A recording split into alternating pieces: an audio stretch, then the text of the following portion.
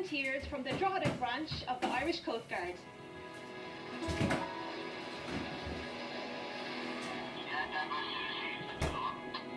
What's your ETA? Drogheda Coast Guard.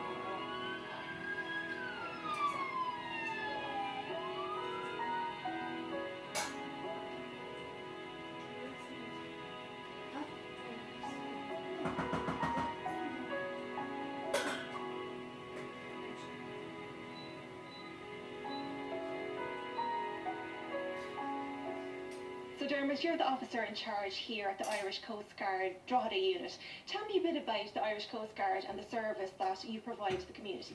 Well, we're a boat and search team. We have 20 unit members in the unit. 11 of them are coxswains, trained coxswains, and the rest are crew.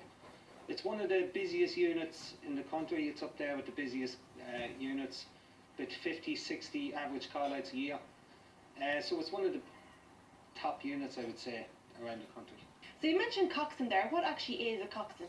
The coxswain is the highest you can go on a boat. He takes charge of the boat, or she is completely in charge of the crew on the call-out. Basically, they're the boss.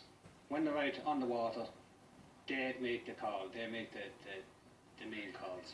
So this is a Thursday evening, which would usually be your training evening. What kind of things go on a Thursday here?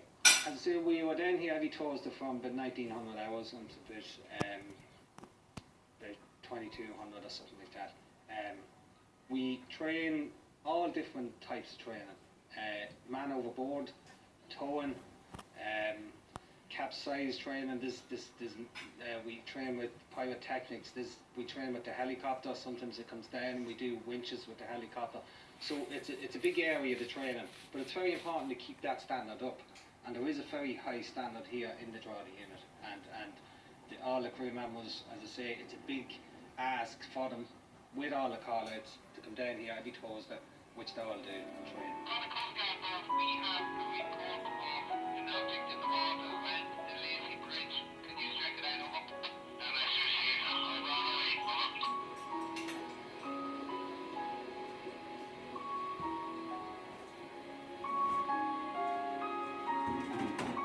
So you also mentioned call-outs there. What kind of call-outs would you get? The average, all different types of call-outs. Unfortunately, we've suicides here in Drogheda that happens. It's a very unfortunate thing, but it does happen. We have boats that break down. We have jet skis that break down. We have people that fall in the water. We have missing children on the beach. So there's a varied area of call-outs that we attend to.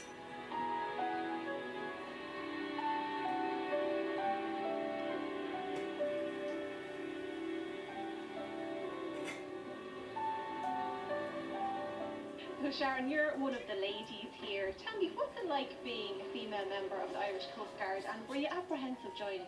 Yeah, absolutely. I mean, I've always wanted to do something within the community from a volunteer kind of perspective, and I love the water and everything water-based. So I found out that the Coast Guard was actually in Drogheda, so I was very excited to join, but when I came down, there was, predominantly a lot of men. So yeah, definitely I was quite nervous, but from straight away, everybody got on very well and was very friendly, helped me to gain the skill base. I absolutely hadn't a clue about boats. I didn't know engines. I couldn't even drive a car when I joined first, so it was definitely quite a sharp learning curve. But everybody's been very, very supportive, and we're a very, very strong crew here now. So Sharon, tell me the procedure. What actually happens when you get that call out? Yeah, so basically we work off a pager system. So once the pager is activated, we try to get down here as quickly as we can. We have an SLA. We try to launch our boat around 4 minutes or so. So the first crew will arrive down here. We'll get some details about what the call out is. We'll get suited and booted into our dry suits and launch the boat, and then we'll try and get to the scene as quickly as we can. All the time we're also trying to find out other information, what the tides are like, what the weather's like. If it's 4 o'clock in the morning, you're trying to find out what the sea type is like as well. So there's a lot of information you have to get very, very quickly. And listening is obviously a very important skill for us, because you're trying to gain as much information very quickly. And I know that you have all sorts of call-outs, but I suppose, a huge thing is recovering bodies and people that go into the water. How do you deal with that? You know, it's at the end of the day, it's a job we've been trained to do, and we work on that constantly. We're training every single Thursday, so you do actually, you know, it's very, very sad, and it is quite difficult to deal with. But we have a process in place. We work to standard operation procedures, so we know exactly what we need to do when we are on scene.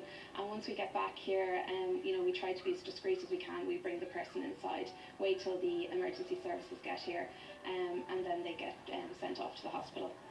And that must have, you know, a huge effect on you after that, you know, process is finished and you go home.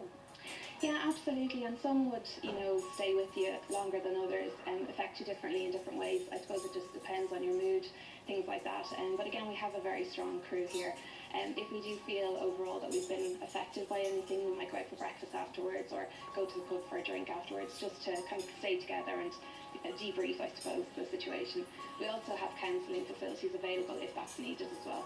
I imagine you have to be really dedicated as well, because you're on call 24/7. So once you get that call, no matter what time, what month of the year it is, you have to go. Absolutely, and it can come at any, as I say, any hour of the night as well. So the funny thing is, though, it's almost something that's instilled in you. And once that pager goes off, it's, you know, you drop everything and you just try to get down here as quickly as possible. We have some of the guys who've dropped their shopping in Tesco and different things like that. So, you know, family events, people are done up, just about to go out, and everything kind of has to hold for a while. So there's a lot of dedication, definitely, yeah.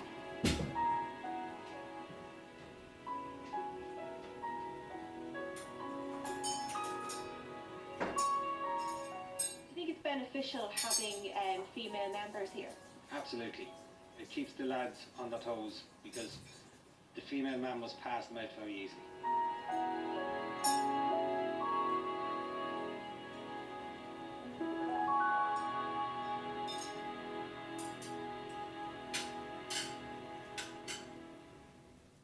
Well done to all of the volunteers there for giving their time and effort and providing this vital service to the community here in County Louth.